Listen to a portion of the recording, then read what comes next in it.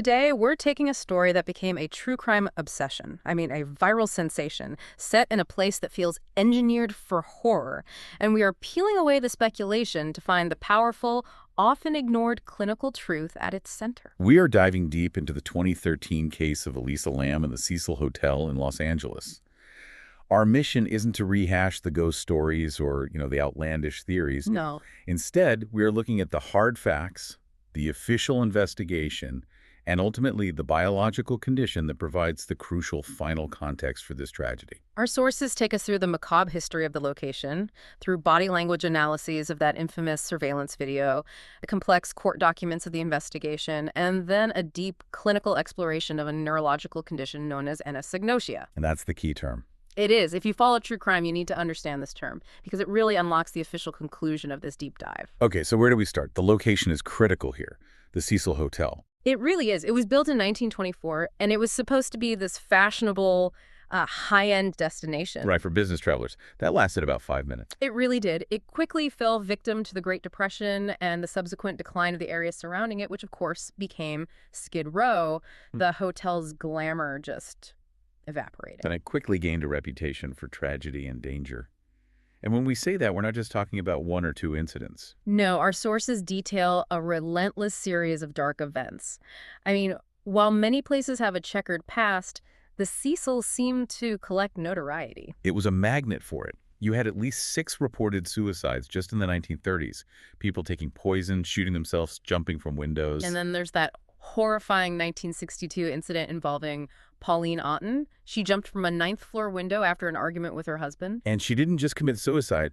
She landed on and instantly killed George Gianni, a 65-year-old pedestrian walking by on the sidewalk below. That level of random devastation it's just chilling, isn't it? It is. And then you have the residents. Oh, the residents. Richard Ramirez, the Night Stalker, who terrorized L.A. in the mid-'80s. He lived there for weeks during his killing spree. Reportedly paying just $14 a night. And the sources describe the hotel as being so chaotic and transient that he could just throw his bloody clothes into the hotel dumpster and walk through the lobby largely unnoticed. Unbelievable. And even after him, the trend continued. Jack Unterweger, the Austrian serial killer, stayed at the Cecil in 1991. And he chose it specifically because he knew about the Ramirez connection. He did. It was a place where darkness was just allowed to fester. People even say that Black Dahlia, Elizabeth Short, stayed there right before her murder in '47. So into this building, fast forward to 2013, steps 21-year-old Elisa Lam. She's a student from British Columbia traveling alone. She checked in on January 26th. And it's important to note she was moved from a shared room to a private room pretty early in her stay. The staff cited odd behavior. Her family, who had been in daily contact with her, reported her missing on February 1st. And the investigation, well, it stalled. It did. And as is often the case today, the LAPD sought public help by releasing surveillance footage from January 31st. And this is the moment this local tragedy became an international obsession. That video, if you're listening, you've almost certainly seen it. It's grainy, it's sped up in parts, and it is just bizarre. You see Lam entering the elevator, pressing a whole bunch of buttons, peering out, stepping back, hiding in the corner. And then she steps out and starts waving her hands erratically. It almost looks like she's talking to someone or trying to shoo them away. It instantly went viral because it looks exactly like a scene from a horror movie. Mm. And most viewers, I think, immediately jumped to the conclusion that she was terrified and being pursued. Of course. But let's zoom in on the source material related to the body language analysis. This is where the ambiguity of the video gets really strange. It's fascinating because the detailed analysis contrasted so sharply with that popular narrative of outright fear. The expert suggested that some of her wide movements were relaxed, not panicked. Then she adopts a posture that suggests insecurity, but the analysis insisted she was exhibiting a mischievous smile. Right. And the specific actions were hyperanalyzed. She stands with her armpit exposed and runs her hands through her hair. A motion the analyst interpreted as a slow, deliberate indication of sexual interest. The ultimate takeaway from that specific body language expert was that she wasn't running for her life.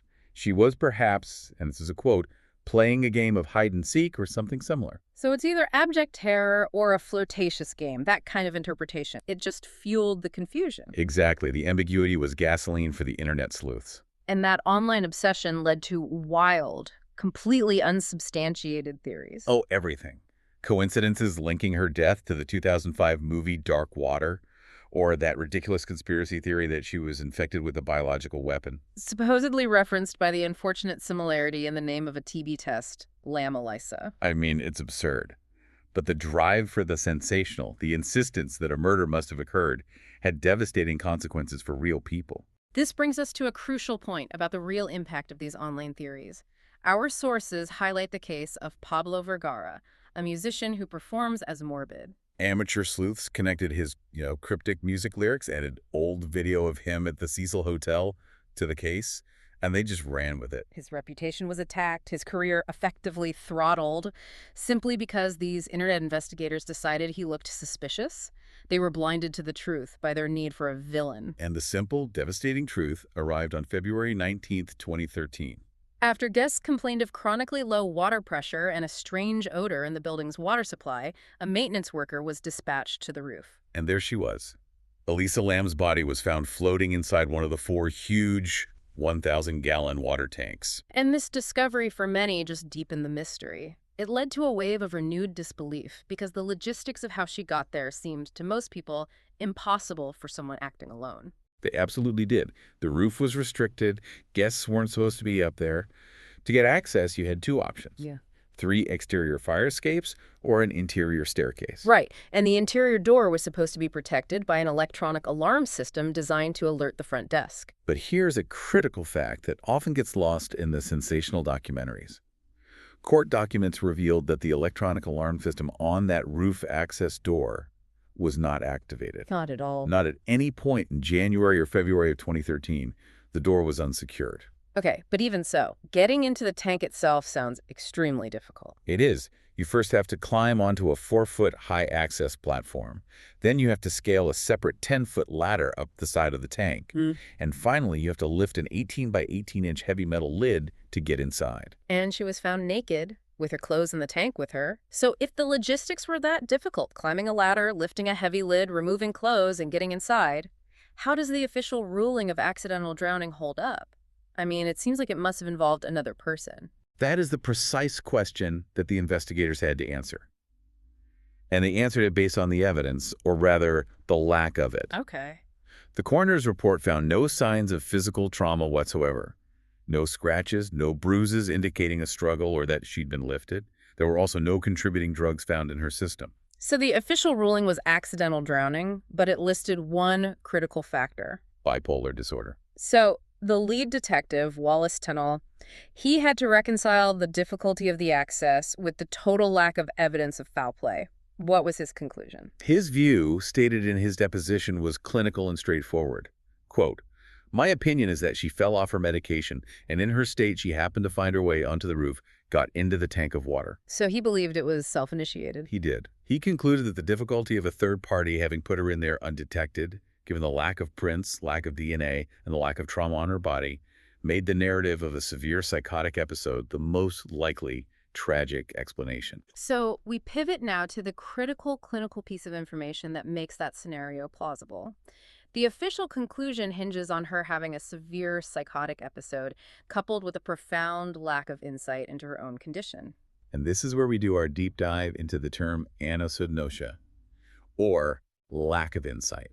And it is vital to understand this is not simply denial, like someone denying they have an addiction. Not at all. Anosognosia is a biological condition that prevents people with severe mental illness, or SMI, from knowing they are ill. It's neurological. And the numbers reveal this is not a rare occurrence in the world of mental health. The DSM-V recognizes it as the single most common reason for people with SMI not seeking or maintaining treatment. Exactly. And if you connect this to the bigger picture, you're talking about massive numbers of people who are biologically barred from recognizing their own illness. It's estimated to be present in approximately 60% of people with schizophrenia. And 50% of people with bipolar disorder, which was Elisa Lam's diagnosis. Right. So roughly half of all bipolar patients have some degree of lack of insight. And specifically, about 20% of bipolar patients have severe anosognosia, meaning they have no awareness of their illness or symptoms whatsoever. The system they are experiencing is, to them, reality. So why does the brain block this awareness? It's thought to be caused by changes in brain structure, similar to the lack of awareness you see in patients after a stroke or with Alzheimer's. So think of the frontal lobe as the brain's editor and self-checker. It's the region responsible for metacognition and self-reflection. And in anosognosia, that editor simply isn't connecting the dots. It's not processing the information that would lead to the conclusion, I am sick. There's damage or differences in that part of the brain, particularly the prefrontal cortex and right hemisphere. And we have neurological evidence to back this up. Patients who show low insight into their illness consistently display less brain activity in that prefrontal cortex, the self-reflection area, when they're doing tasks that require them to think about themselves. It's a fundamental anatomical breakdown. And this helps us grasp the subjective reality of what someone is going through. Dr. Xavier Amador, who is a noted expert in this field, provides a powerful analogy to help us understand. Imagine you are sure you are healthy. You feel perfectly fine. And then your family shows up with the police and a court order insisting you need help and must be taken to a facility. In that situation, you, being certain of your own good health, would logically perceive your family's actions as a massive conspiracy, as persecution directed against you, not as help. You'd think, my family is trying to destroy my life. You aren't just being difficult. You're operating on your own internal and very logical system. It makes complete sense, then, why non-adherence to treatment is so high, as one researcher noted. Logically, persons who are sure of their own good health would not take medications to treat a disease that they do not have. Why would you? You can't perceive the illness biologically, and the stakes of this are incredibly high. Anosognosia is the strongest predictor of non-adherence to treatment. It predicts higher relapse rates, more involuntary hospitalizations. And tragically, it's also one of the best predictors of violence for people with severe mental illness. If you don't know you're sick, the consequences can be devastating for the patient and everyone around them. The good news here, though, is that this isn't necessarily a permanent condition for everyone. Right. Insight can improve. It can. Early psychosis interventions have shown real effectiveness, with the largest increases in insight often occurring in the first 6 months of treatment. Antipsychotic medications can help, and certain psychological interventions. Like motivational interviewing or cognitive behavioral therapy for psychosis? Exactly. They can improve adherence even if the patient's biological insight doesn't fully return. There's even some research into things like transcranial direct current stimulation, or TDCS, showing it can improve insight in some schizophrenia patients. So there are paths forward. There are. The key is intervention and support, focusing on helping them function and adhere, even if full insight remains elusive. But this brings us to a profound paradox that is, well, it's very difficult to accept. The idea that gaining insight might not always be a purely good thing. Precisely. We naturally assume awareness is always better, but studies show that high levels of insight are associated with higher rates of depression, increased self-stigma, and sadly, higher rates of suicidality. That's a gut punch. So the very neurological mechanism that keeps someone from knowing how sick they are can also be an imperfect, almost accidental shield. It protects them from the massive distress of fully realizing the severity of their illness. It creates a tremendous ethical balancing act. If a patient is stable because their anosognosia is protecting them from overwhelming distress, do we aggressively pursue treatments that force them toward full insight, knowing that might increase their risk of depression or self-harm? So what does this all mean for you, the listener, and for the story of Elisa Lam? The tragedy, which began as this bizarre viral mystery set in a place notorious for death, ultimately synthesizes into a powerful illustration of a complex biological reality. The difficulty of her getting into that tank, her strange actions in the elevator, all of it becomes consistent with the fact that she was experiencing a severe psychotic episode driven by an illness that biologically prevented her from perceiving her need for help. And the discussion about anosognosia highlights a profound challenge for society as a whole. Our system is designed around patient autonomy, your right to refuse treatment. But what happens when the very nature of the illness removes the biological capacity for self-reflection and informed refusal?